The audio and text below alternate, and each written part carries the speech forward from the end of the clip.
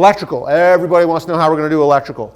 The standard panel and manufacturers in the industry design electrical chases into the core, whether that be a urethane core or an EPS core, such that the electrician has the capacity to move wires through the panel. The installer, if they're doing their job correctly, will be pre-cutting holes in the plate or allowing the chases that are coming through the panels horizontally or vertically so that the electrician can move wires seamlessly. The chase acts no differently than a conduit acts. The vast majority of inspectors who look at electrical inspections treat it as thus and will say, yep, I can see the wire at this box and over at this box and everywhere else it's buried in the wall. Have there been electricians that have given us pushback? Absolutely. Have there ever been inspectors that, gave a clean bill of health to everything every time? No, absolutely not.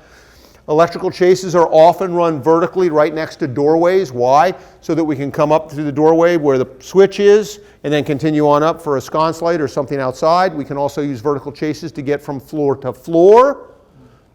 We'll also use conventionally framed floors for standard wire chases or everything else that runs through our houses. Do I want to put more and more mechanical systems or electrical systems into my exterior walls? No, I don't. I want to put plumbing in my exterior walls? I can, but I don't necessarily want to. If I live anywhere in the north, that's just bad design, right? We don't want to put plumbing in exterior walls. That leads to problems. Can we mix and match and run chases to run plumbing or electrical? Absolutely, we certainly can. We can design that mixed and matched system so that we have the capacity to move those systems through. If we're going to put a hanging floor system in, this rendering shows how a floor system might go together, and then we will have chases cut horizontally into our panels, or we can, in the field, drill chases vertically down into the bottom panel, up into the upper panel, and then when we combine those, we can run wiring along the floor system, go into the first floor wall and go up into the second floor wall. When I get up into the second floor wall, I can go horizontally and out to the plug wherever I want to. We can drill into a panel with a hole saw so that the electrician can fit his fat fingers into that hole and make a turn left, right, vertical, whatever it might be, and then that plug can be put back in the hole and foamed back up so that it's no problem, no fuss, no muss. Or we can just foam it up and call it a day, right? We don't even have to save the plugs if we don't want to. There's methods to allow us to move wiring through SIPs that makes it easy.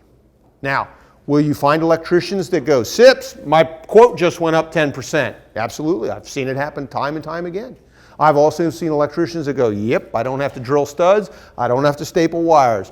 And if the installer has done their job because they've been trained and they've labeled, pre-drilled, and made allowance for how the electrician will move through the system, then the electrician can move through as quick or quicker than they will in conventionally framed stud walls.